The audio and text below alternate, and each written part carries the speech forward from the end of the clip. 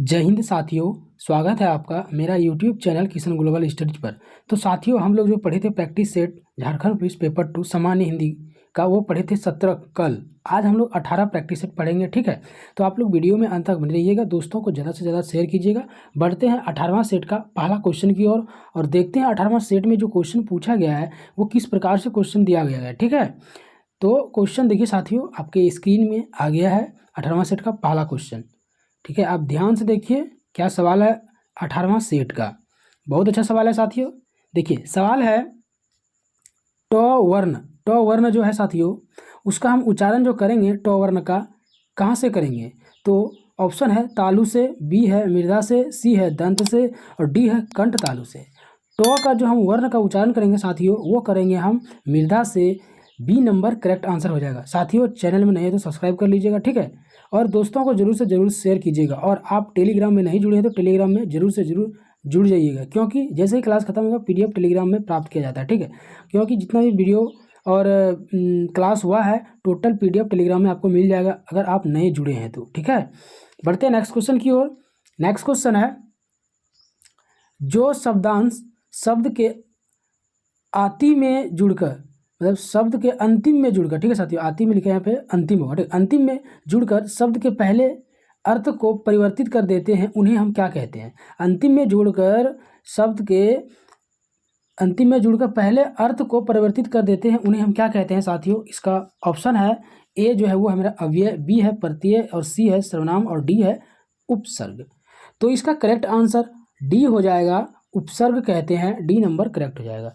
Next question है साथियों, सवाल है कृदंत प्रत्यय किन शब्द के साथ जुड़ते हैं? कृदंत प्रत्यय किन शब्द के साथ जुड़ते हैं? तो साथियों डी नंबर क्रिया के साथ जुड़ते हैं, करेक्ट हो जाएगा। नेक्स्ट क्वेश्चन है, गद्यांश में सर्वनाम शब्द में सर्वनाम वे निम्नलिखित के लिए प्रयुक्त वाक्य है।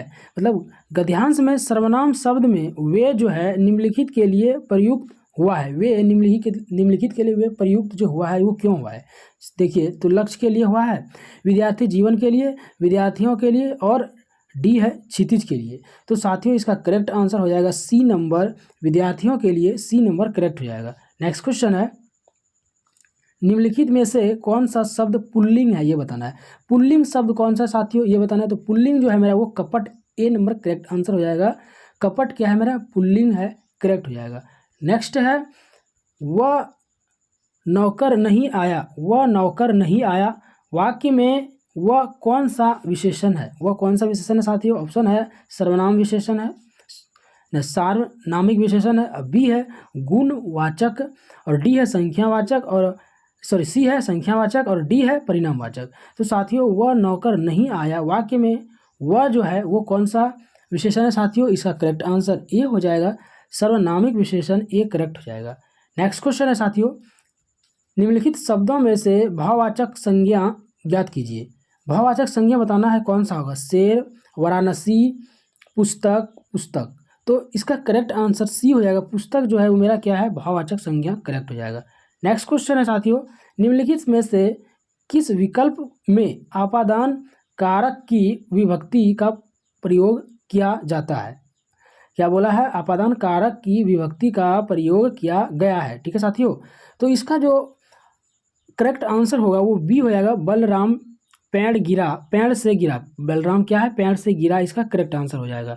नेक्स्ट क्वेश्चन है, वाक्य को समाप्त करने के लिए जिसका प्रयोग किया जाता है उसे हम क्या कहते हैं? वाक्य को समाप्त करने के लिए जिसका प्रयोग किया जाता है साथियों, उसे क्या कहते हैं?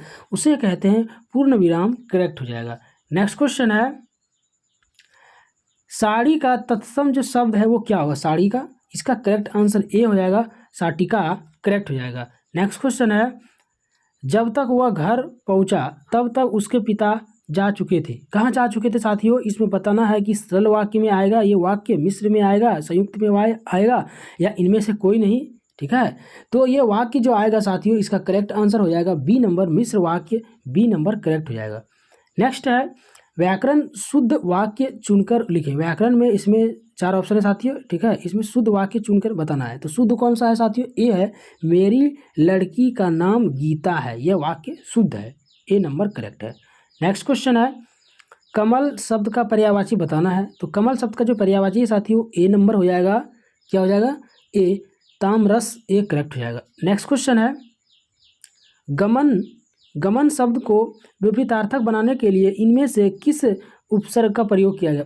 कौन सा उपसर्ग का प्रयोग किया गया है साथियों? तो वो मेरा उपसर्ग हो जाएगा बी नंबर, आ उपसर्ग का प्रयोग किया गया है। नेक्स्ट क्वेश्चन है विचित्र के 3 समानार्थी शब्द के लिए दिए गए एक शब्द समानार्थी नहीं है, उस शब्द का चयन करें जो समानार्थी नहीं है। उस शब्द का चयन करके बताना है साथियों जो समानार्थी नहीं है। तो नहीं है साथियों सी नंबर रहस्यमय, ये रहस्यमय जो है वो समानार्थी नहीं है। नेक्स्ट क्वेश्चन है साथियों, ध्यान से देखिएगा, बहुत ही इंपॉर्टेंट सवाल है झारखंड पुलिस पेपर 2 सामान्य हिंदी, जो फर्स्ट पेपर में एग्जाम होगा और सेकेंड पेपर में तो जीएस मैथ और सामान्य हिंदी से कुछ प्रश्न रहेंगे, ठीक है। नेक्स्ट क्वेश्चन है साथियों, सवाल है कि वह स्त्री, क्या है, वह स्त्री जिसका पति दूसरा विवाह कर ले, इस वाक्य के लिए एक शब्द है, तो क्या है साथियों? इसका करेक्ट आंसर हो जाएगा ए नंबर अद्युडा, क्या है, अद्युडा करेक्ट आंसर हो जाएगा। नेक्स्ट क्वेश्चन है साथियों, कढ़ाई से गिरा चूल्हे में आ पड़ा, कढ़ाई से गिरा चूल्हे में आ पड़ा भाव है, तो कौन सा भाव है? वह है ए नंबर साथियों, करेक्ट आंसर हो जाएगा। एक विपत्ति से छूटकर दूसरी विपत्ति में आना पड़ा, करेक्ट हो जाएगा। नेक्स्ट क्वेश्चन है शैतान की आंत, इस मुहावरे का क्या अर्थ है साथियों? तो इसका करेक्ट आंसर हो जाएगा बी नंबर, बहुत लंबी वस्तु, बी करेक्ट हो जाएगा। नेक्स्ट क्वेश्चन है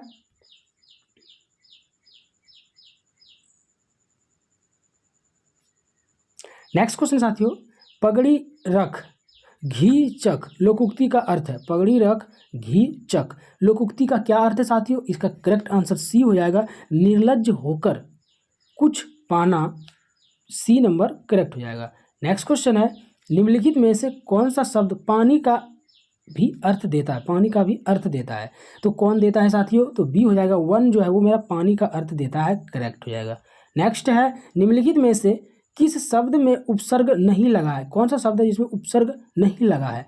तो साथियों इसका करेक्ट जो आंसर होगा वो मेरा डी हो जाएगा, दर्शन करेक्ट आंसर हो जाएगा। नेक्स्ट क्वेश्चन है जन उला, जन उला में कौन सा प्रत्यय है, जन उला में कौन सा प्रत्यय है साथियों? इसका करेक्ट आंसर होगा मेरा डी नंबर, जन उला में जो प्रत्यय है वो अउला है, क्या है, अउला प्रत्यय है, डी नंबर करेक्ट हो जाएगा। नेक्स्ट क्वेश्चन है नगम, नगम शब्द का संधि विग्रह है, नगम शब्द का जो संधि विग्रह है साथियों, इसका करेक्ट आंसर क्या होगा? संधि विग्रह करके बताना है, तो इसका करेक्ट होगा सी नंबर, नदी आगम, सी नंबर करेक्ट हो जाएगा। नेक्स्ट क्वेश्चन है परमानंद में समास है, परमानंद में जो समास है वो कौन सा समास है साथियों? तो कर्मधारय समास, बी नंबर करेक्ट हो जाएगा। नेक्स्ट है पानी बरसता तो धान सूख जाता, देखिए साथियों ये पर्यायवाची का सवाल है, ठीक है, लेकिन इसको संज्ञा से रिलेटेड पूछा गया है कि पानी बरसता तो धान सूख जाता, इस वाक्य का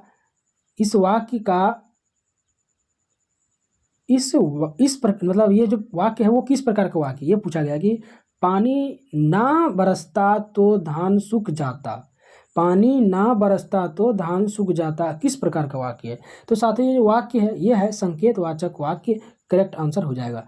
नेक्स्ट क्वेश्चन है जो भाव मन में केवल अल्पकाल तक संचरण करके जाते उन्हें जो कहा जाता है, उन्हें क्या कहा जाता है? ठीक है साथियों, तो उन्हें जो कहा जाता है साथियों उसे संचारी भाव कहा जाता है, करेक्ट आंसर हो जाएगा। नेक्स्ट क्वेश्चन है, सवाल है साथियों बहुत अच्छा कि माला फेरत जुग भाया फिरा ना मन का फेरा कर का मन का डारी दे, मन का मन का फेर, इस दोहे में कौन सा अलंकार है साथियों ये बताना है। तो साथियों इसमें जो अलंकार है वो है यमक, डी नंबर करेक्ट हो जाएगा। नेक्स्ट क्वेश्चन है विनय पत्रिका की भाषा कौन सी है, कौन सी भाषा है साथियों? तो ब्रज भाषा है, करेक्ट हो जाएगा सी। नेक्स्ट है अधोलिखित में से शुद्ध वर्तनी वाला शब्द है, शुद्ध वर्तनी वाला शब्द जो है साथियों वो है ए नंबर रचिता, ए करेक्ट हो जाएगा। नेक्स्ट क्वेश्चन है सदृश्य का विलोम शब्द है, सदृश्य का जो विलोम शब्द है वो क्या हो जाएगा, तो डी हो जाएगा, अदृश्य करेक्ट हो जाएगा। नेक्स्ट क्वेश्चन है, यन संधि का संबंध किस संधि विशेष से है, किस संधि विशेष से साथियों, तो इसका सी करेक्ट आंसर हो जाएगा, स्वर संधि करेक्ट हो जाएगा। नेक्स्ट क्वेश्चन है, निम्न में से तत्सम शब्द का चयन कीजिए, इसमें तत्सम शब्द जो है उसका चयन करना है, तो ए नंबर जो है श्यामल वो मेरा तत्सम शब्द है, ये करेक्ट हो जाएगा। नेक्स्ट क्वेश्चन है साथियों, ध्यान से देखिए, नीच व्यक्ति को पशु कहना पशुता का अपमान है, निम्न में से कौन सा वाक्य है ये बताना है, वाक्य ए नंबर हो जाएगा, सरल वाक्य एक करेक्ट हो जाएगा। नेक्स्ट है, निम्नलिखित वाक्य में से शुद्ध वाक्य का चयन करना है, तो सी मेरा करेक्ट हो जाएगा, भारत में अनेक जातियां हैं, सी करेक्ट।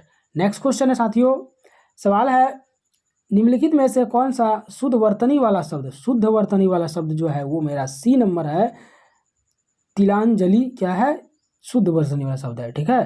नेक्स्ट क्वेश्चन है, निम्नलिखित में से एक कथन गलत है, एक कथन गलत है साथियों, तो कौन सा कथन हो जाएगा मेरा, वह डी हो जाएगा, विसर्ग के साथ विसर्ग के मेल से उत्पन्न विकार को विसर्ग संधि कहते हैं, डी करेक्ट हो जाएगा। नेक्स्ट क्वेश्चन है, सप्तऋषि में समास होगा तो कौन सा समास होगा साथियों, इसका करेक्ट आंसर सी हो जाएगा, द्वंद्व समास करेक्ट आंसर हो जाएगा।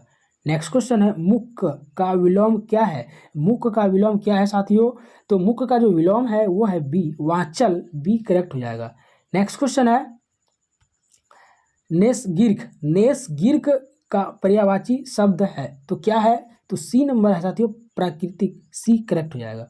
नेक्स्ट क्वेश्चन है, पो बारह होना मुहावरे का अर्थ क्या है साथियों, इसका जो करेक्ट आंसर होगा वह होगा ए नंबर, सब तरह की दुविधाओं का होना, सब तरह की सुख दुविधाओं का होना, ये जो है ए मेरा करेक्ट हो जाएगा। तो व्याकरण का 40 सवाल साथियों ये कंप्लीट हो चुका है, क्योंकि जो पेपर 2 में एग्जाम होगा वो 50 सवाल रहेगा, तो 2 जो रहेगा वो पैसेज रहेगा, सर साथियों पैसेज नहीं पैसेज रहेगा, ठीक है।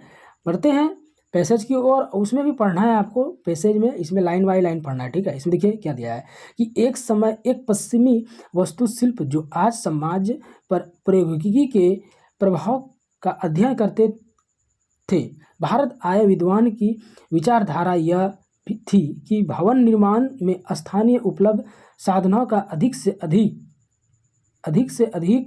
क्या है साथियों, ध्यान से देखिए, अधिक से अधिक दूसरे या विदेश से प्राप्त होने वाले साधनों का कम से कम उपयोग करना चाहिए, ठीक है। इसी तरह आपको लाइन बाय लाइन पढ़ना है, ठीक है, और इसमें 5 सवाल दिया जाएगा, ठीक है। ये पहला पैसेज है, इसमें 5 सवाल रहेगा, इसमें आपको पढ़ के आंसर देना है। देखिए सवाल क्या है, तो सवाल है साथियों, निम्नलिखित में से कौन सा कथन आधुनिक की अवधारणा को लेकर अंतर में प्रयुक्त आधुनिकता की भारतीय धारण की स्पष्टता करता है, भारतीय धारणा की जो है वो क्या करता है, स्पष्टता करता है।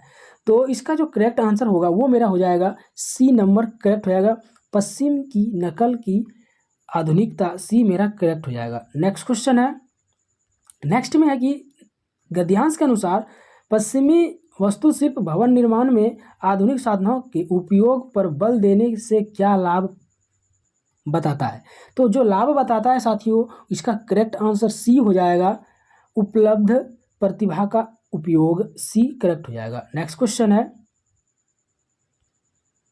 गद्यांश के आधार पर कौन सा कथन सत्य है, इसमें कथन जो सत्य है वो कौन सा है, तो इसका करेक्ट आंसर बी हो जाएगा, स्थानीय साधनों के उपयोग से समाज में अधिक गतिशीलता आएगी, क्या है, समाज में अधिक गतिशीलता आएगी, बी नंबर करेक्ट हो जाएगा। नेक्स्ट क्वेश्चन है, सवाल है साथियों, गद्यांश के अनुसार भारतीय लोग किन बातों को आधुनिक मानते हैं, किन बातों को आधुनिक मानते हैं साथियों, इसका जो ऑप्शन है, ऑप्शन में इसका जो आंसर करेक्ट होगा वो होगा डी नंबर, पश्चिम की अंधाधुन नकल को, पश्चिम की अंधाधुन नकल को मानते हैं, करेक्ट हो जाएगा।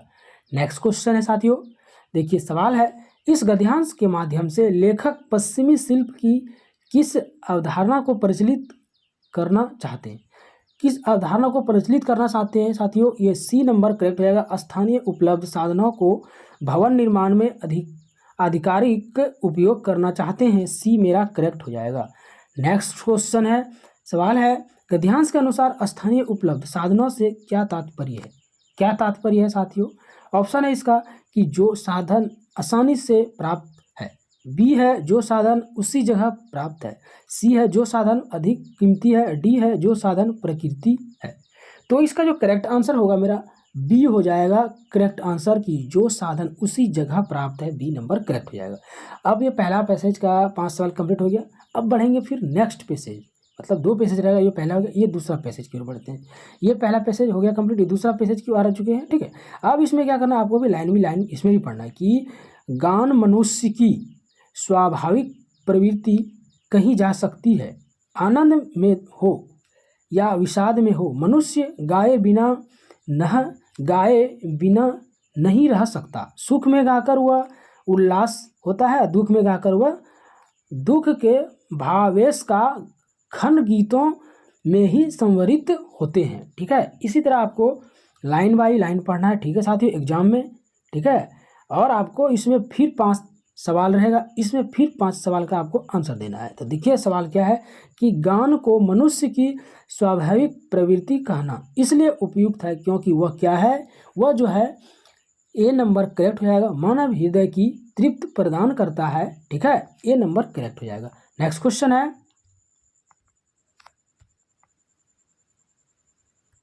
सवाल है साथियों, लोकगीत से अभिप्रिय है, लोकगीत से अभिप्रिय है साथियों, तो क्या है इसका करेक्ट आंसर हो जाएगा डी नंबर, आधुनिकता सभ्यता से अभिभावित मानव का भावांशित गीत, डी नंबर मेरा जो है वो आंसर करेक्ट है। नेक्स्ट क्वेश्चन है, लोकगीत कालजयी होते हैं क्योंकि, लोकगीत कालजयी होते हैं क्योंकि, इसका जो करेक्ट आंसर है वो डी है, करेक्ट हो जाएगा। काल का ध्वंसकारी प्रभाव इनका कुछ नहीं बिगाड़ पाता है, ठीक है।